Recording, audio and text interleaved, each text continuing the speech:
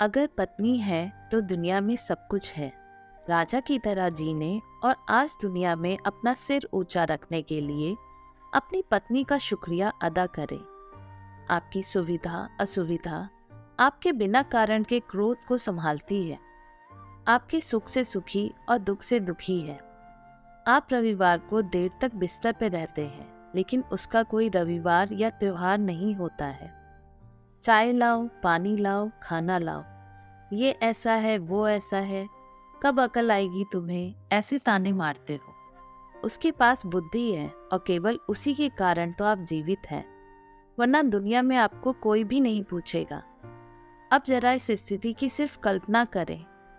एक दिन पत्नी अचानक रात को गुजर जाती है। घर में रोने की आवाज आ रही है। पत्नी का अंतिम दर्शन चल रहा था।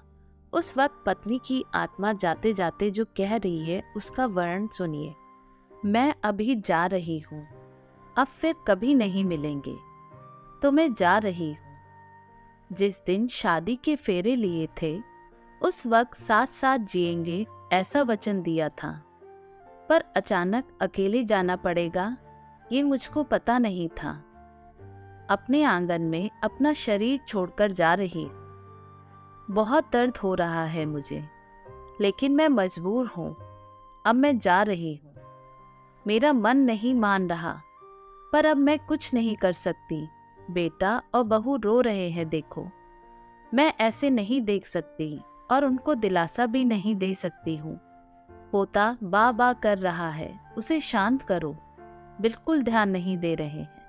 हाँ, और आप भी मन मजबूत रखना, बिल्कुल ढीले ना हो। अभी बेटी ससुराल से आएगी और मेरा मृत शरीर देखकर बहुत रोएगी, तब उसे संभालना और शांत करना। और आप भी बिल्कुल नहीं रोना। जिसका जन्म हुआ है उसकी मृत्यु निश्चित है। जो भी इस दुनिया में आया है वो यहाँ से ऊपर गया है।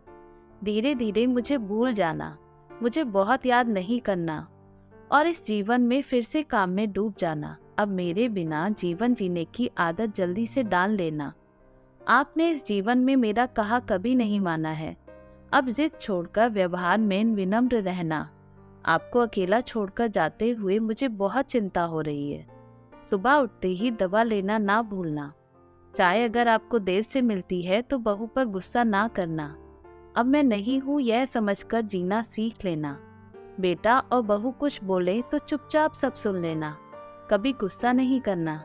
हमेशा मुस्कुराते रहना, कभी उदास नहीं रहना। अपने पोते के साथ खेलना, अपने दोस्तों के साथ समय बिताना। अब थोड़ा धार्मिक जीवन जिए ताकि जीवन को संयमित किया जा सके। अगर मेरी याद आए तो चुपचाप रो लेना, लेकिन कभी कमजोर नहीं होना।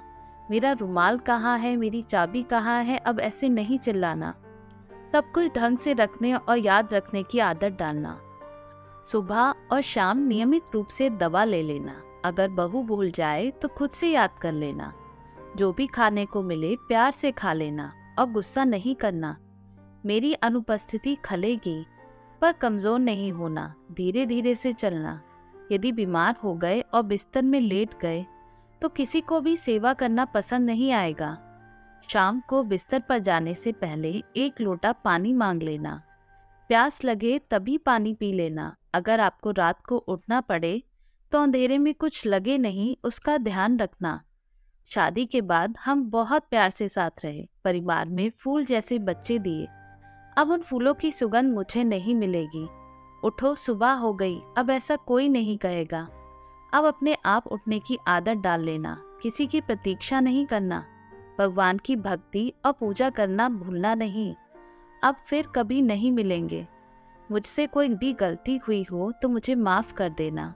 मुझे जाने दो, मुझे जाने दो। तो दोस्तों, आपको ये दर्द भरी कहानी कैसी लगी हमें कमेंट करके बताइएगा। और चैनल पे नए हो तो सब्सक्राइब ज़रूर कीजिएगा, बेल आइकन भी दबाइएगा और वीडियो को लाइक एंड शेयर भी कीजिएगा। वीडियो देखने के लिए बहुत बहुत धन्यवाद।